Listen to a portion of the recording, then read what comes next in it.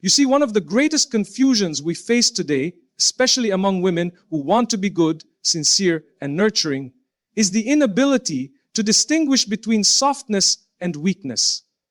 And this is where the danger begins. Because when you blur that line, you end up tolerating things that should never be tolerated. You excuse behaviors that should be confronted. You shrink into silence when truth demands a voice. There's a very subtle deception in our culture today. The glorification of the soft woman, who is always accommodating, always agreeable, always available. She's praised for her patience, her silence, her willingness to forgive over and over again, even when it's breaking her spirit. But let's be honest, that isn't softness, that's erasure. And you were not created to erase yourself, just to keep the peace. Softness, in its true form, is strength under control. It's gentleness that's rooted in dignity, not desperation. The Prophet Muhammad was described as the gentlest of men, yet he was firm, clear, and unwavering when it came to principles. He knew when to extend kindness and when to draw the line. He showed us that real strength isn't in loudness or aggression, but it's also not in passive submission. It's in having a spine made of steel and a heart soft enough to carry others, without losing yourself in the process. Too many women have been conditioned to believe that being a good woman means always saying yes. Yes to mistreatment. Yes to being overlooked. Yes to being emotionally drained for the sake of keeping others happy. And often this is celebrated as strength. But that's not what strength looks like. That's what fear looks like. Fear of abandonment, fear of not being loved, fear of rocking the boat. And those fears are not from Allah, they're from the nafs and from the conditioning of a world that benefits when a woman doesn't know her worth. Let's look at this psychologically. When a woman continually overrides her boundaries, when she remains silent in the face of emotional abuse, when she avoids conflict to keep the image of a soft, quiet, agreeable woman, she trains her nervous system to tolerate dysfunction. Over time, she loses her inner compass. Her body starts to believe that safety lies in self-sacrifice, that survival means silence. And eventually, she forgets who she really is, because she's been performing a role that society gave her. This is not what Islam teaches. Allah didn't create you so you could please everyone else while displeasing yourself, and worse, displeasing Him. He created you to be whole, not half. He created you to walk the earth with purpose, not apology. He gave you the examples of Khadija, R.A., of Aisha, of Asiya, women who were compassionate, yes, but never afraid to speak truth, to stand firm, and to walk away from what dishonored them. Softness is not about losing your voice. It's about knowing how to use it with wisdom. It's not about avoiding conflict. It's about choosing your battles. It's not about saying yes to everything. It's about learning when a sacred no is an act of worship. And this is where many women go wrong. They think being loving means being a doormat. They think being peaceful means avoiding every disagreement. But in doing so, they betray themselves. They betray the very soul Allah gave them to guard. One of the most dangerous outcomes of this mindset is spiritual burnout. When you're constantly giving, absorbing pain, carrying the weight of others' irresponsibility, all in the name of being soft, you will eventually collapse. Your heart, no matter how big, was not made to be a dumping ground for the world's dysfunction. Allah never asked you to destroy yourself to prove your worth. He asked you to submit to Him, not to people. So ask yourself, is your softness a form of compassion or a form of fear? Are you saying yes because you genuinely want to do that, or because you're afraid of what will happen if you say no? Are you patient in the face of injustice because of strength or because of self-doubt? These are questions every woman must wrestle with. Because at some point, silence stops being noble and starts being self-abandonment. And understand this, boundaries are not the opposite of softness. They are the protection of it. When you set a boundary, you're saying, I value myself enough to protect my peace, my purpose, and my proximity to Allah. That's not arrogance. That's clarity. And in a world that constantly tries to confuse, shrink, and reshape women, clarity is revolutionary. So if you're a woman who's been taught to stay quiet, to always smile, to say it's okay when it's not, it's time to wake up.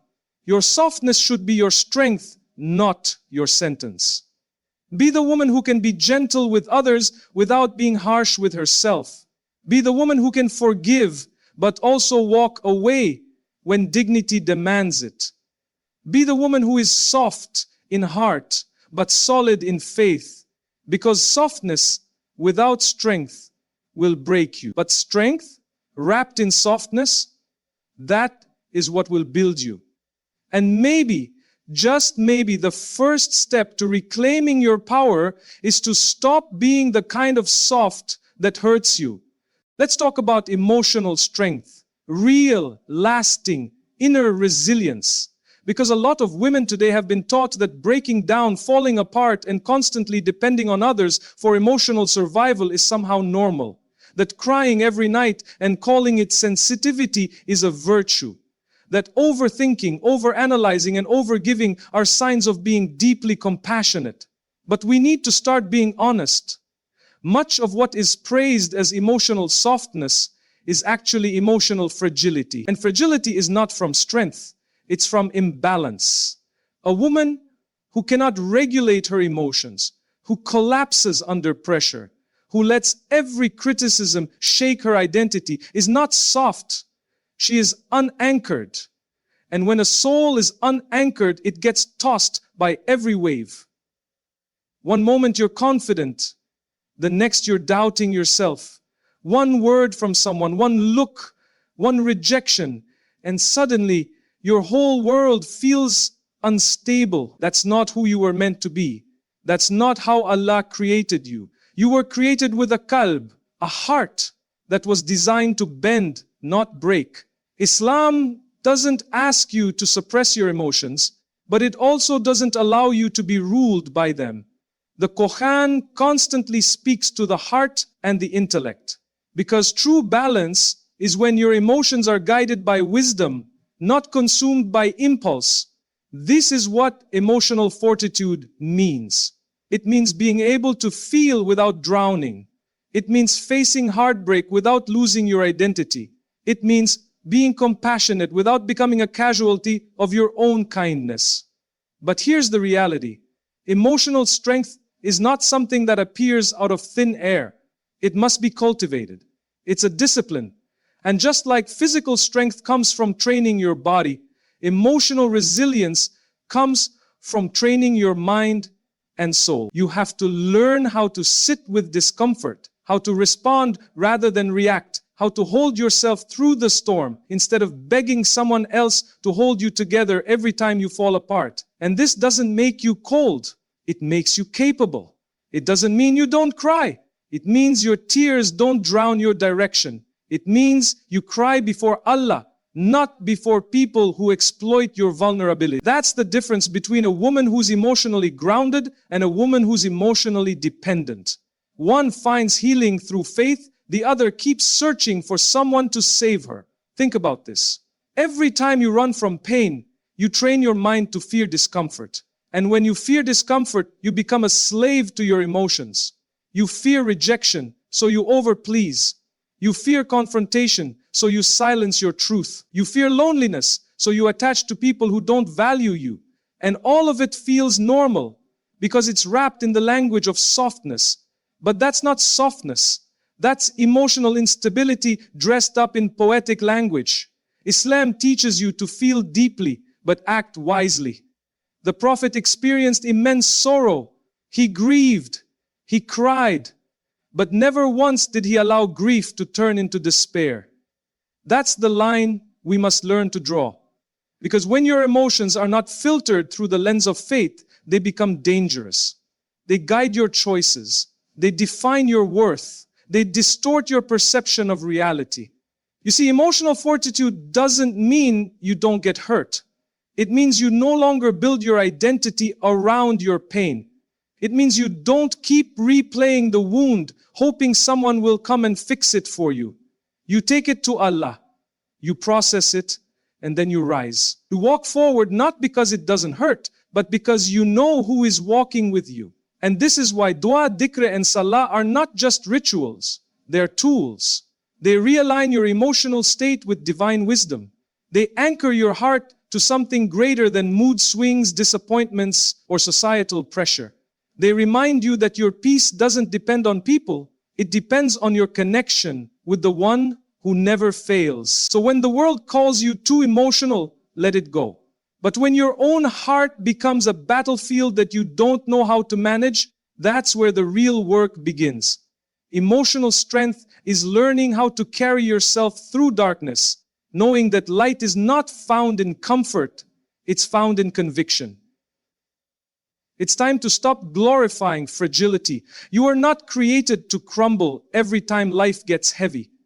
You were created to carry purpose. And purpose is not light. It's weighty. But when your strength is built on faith, that weight becomes a gift, not a burden. Stop apologizing for feeling, but also stop using feeling as an excuse to avoid growth. You are capable of deeper stillness. You are capable of choosing peace, even when pain is loud. You are capable of letting go without self-destruction. And the moment you begin to train your soul to rely on Allah, rather than emotional reactions, that's the moment you become unstoppable. So ask yourself, are your emotions leading you closer to your Lord or further away from Him?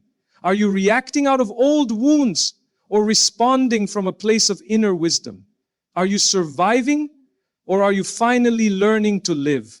Because there's a massive difference between a woman who feels deeply and a woman who's ruled by those feelings. Be the one who feels, who grieves, who hopes, but above all, who rises. Over and over again, with grace, with strength, with Allah. One of the most damaging beliefs a woman can hold is the idea that staying silent is safer than speaking up. That if she avoids expressing herself, if she just nods along, keeps the peace, doesn't make waves, she'll somehow be loved more, respected more, accepted more. But let me ask you, respected by who? Accepted by what? At what cost? Silence can be noble, yes, when it's rooted in wisdom. But silence can also be destructive when it comes from fear. And that's the silence too many women are living with. The silence of not saying what they truly believe. The silence of swallowing pain. The silence of watching injustice, disrespect, and mistreatment unfold in their lives. And thinking that if they just keep quiet, things will get better. That is not patience. That is not strength. That is slow self-erasure. Allah gave you a voice for a reason. And that voice is not a flaw. It's not a mistake. It is a trust, a tool, a responsibility. And when you fail to use it, you are not protecting peace. You are participating in your own oppression. We have to break this myth that a quiet woman is always a pious woman.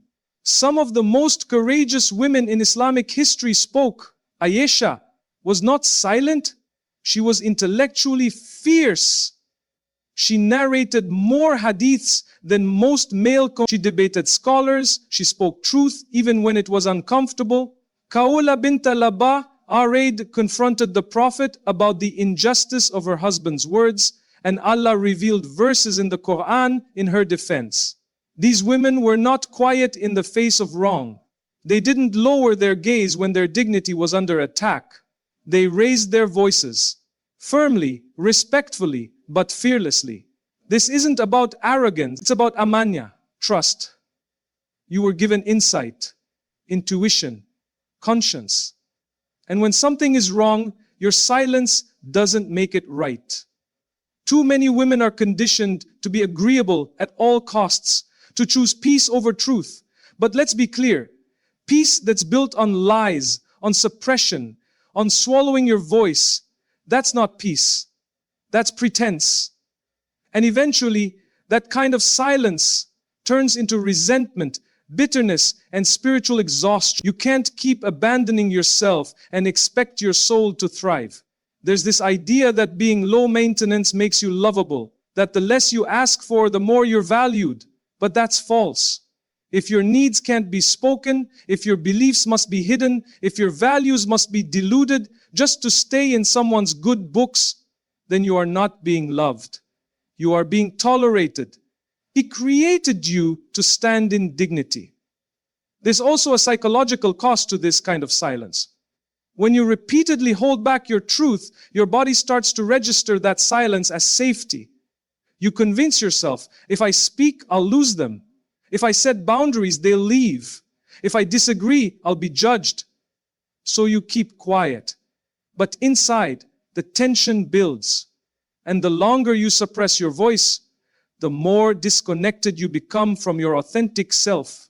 Over time, you don't even know what you want anymore. You lose clarity. You lose direction. You lose yourself. And that is not the woman Islam calls you to be. A believing woman is not someone who hides behind fear. She faces it. She doesn't seek conflict, but she doesn't run from it either. She speaks with adab, manners, but also with heart, truth. Because silence is not always golden. Sometimes silence is complicity. Now, of course, there's wisdom in when and how you speak. Not every battle needs to be fought. Not every comment deserves a reaction. But the problem is, many women don't struggle with over-speaking. They struggle with never speaking, with always second-guessing for having a voice, always shrinking to make others comfortable. But you cannot serve Allah fully while constantly betraying yourself. You cannot embody truth while suppressing the very tool Allah gave you to declare it. And don't think this only applies to public issues or religious debates. It applies in your home, in your relationships, in your workplace. If something is hurting you, if something is unjust, if something violates your values, you must speak kindly, calmly, but clearly, because clarity is mercy and confusion is cruelty. What you allow through your silence becomes the culture of your life. If you allow disrespect, it becomes the norm. If you allow emotional neglect, it becomes your expectation. And then you teach others how to treat you, not through your words, but through your silence. So ask yourself, what is your silence protecting? And more importantly, what is it costing you? We don't need more agreeable women. We need more women of principle. Women who speak not to argue, but to uphold truth. Women who speak not to be loud, but to be clear. Women who fear Allah more than they fear being misunderstood. Your voice is not a threat. It is a sign of life. Use it for what matters. Speak for what's right. And most of all, speak in a way that your soul will testify on the day of judgment. That you stood for truth, even when your voice trembled. There's a dangerous pattern that far too many women fall into, living for the eyes of others, measuring their worth by how liked they are, how accepted, how praised. And they call it humility, they call it love, they call it femininity. But in reality, it's a quiet form of self-abandonment, a kind of slavery not to Allah, but to the perception of people. It begins subtly. You post something meaningful, then delete it because someone might misinterpret it. But it continues at no level, because living subtly means different things to different people. It begins subtly.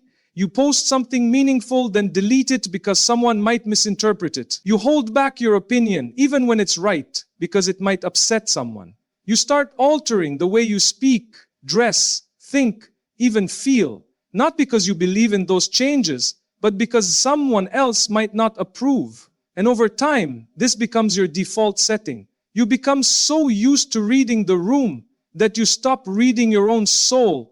You're so busy pleasing others that you forget who you were created to please. This is not the life Allah designed for you. He didn't place you on this earth so that your self-worth could be outsourced to the approval of people. The truth is, the more you live for validation, the more you lose your voice, your values, and your vision. And the scariest part, you won't even realize it's happening. Because the world will praise you for being so easygoing, so sweet, so selfless. But inside, you are exhausted, spiritually empty, Because your life is no longer driven by conviction, it's driven by fear. Detaching from validation doesn't mean you become cold or rebellious. It means you come home to yourself. It means you stop basing your self-worth on being accepted and start basing it on being aligned with your values, your principles, and above all, when your worth is tied to people, it rises and falls with their mood. But when your worth is rooted in your Creator, it becomes unshakable. You were never meant to please everyone. Even the Prophet, despite his perfect character, his mercy, his patience, was rejected, insulted, opposed. And Allah reminds him in the Quran, you are not responsible for their guidance, but Allah guides whom He wills. That reminder wasn't just for him, it's for us too. You are not responsible for being understood by everyone. You are not responsible for being liked by everyone. Your job is to walk in truth, to carry yourself with sincerity, to strive for Allah's pleasure, not public approval. What you need to realize is that people's opinions are incredibly fickle. Today you're praised, tomorrow you're criticized for the exact same action. One moment they applaud your strength, the next they mock your assertiveness. One moment they admire your faith, the next they call you extreme. If you live your life trying to mold yourself into what pleases them, you will be endlessly shape-shifting, never grounded, never whole. And here's something deeper. When you constantly seek validation, you stop trusting yourself. Every decision becomes anxiety. You question every move. Will they like it? Will they judge me? Will they talk about me? That's not peace. That's fear disguised as people-pleasing. And fear is a terrible master because it never leaves you alone. It's always demanding more compromises, more self-sacrifice, more silence. The Quran tells us that the believer fears no one but Allah. That doesn't mean you become arrogant. It means you become free. Free from the chains of being defined by others, free from editing yourself to fit someone else's comfort zone, free from performing roles you never believed in just to be seen as enough. And make no mistake, validation is addictive. The more you get it, the more you need it. And eventually, you become emotionally dependent on external affirmation. If people like you, you feel worthy. If they ignore you, you spiral. That's not spiritual health, that's emotional captivity. And you were not created for that. You were created for submission, not to people's expectations, but to your Lord's guidance. Now ask yourself honestly, when you wake up in the morning, whose approval are you dressing for?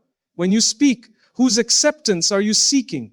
When you make choices, whose voice echoes in your mind? If it's not Allah's, then you are living someone else's life. You are wearing someone else's values. And that kind of life, no matter how polished it looks on the outside, will always feel hollow on the inside. Because here's the truth, when you constantly seek to be liked, you'll end up betraying your own soul. But when you live with purpose, you may not be liked by everyone, but you'll be respected by the right people. And more importantly, you'll be at peace with yourself and at peace with your Lord. So it's time to stop asking, do they like me? And start asking, does Allah love me? It's time to stop performing and start living. To stop seeking permission to be who you already are. Because the most powerful version of you is the one who stops needing to be liked and starts daring to be real.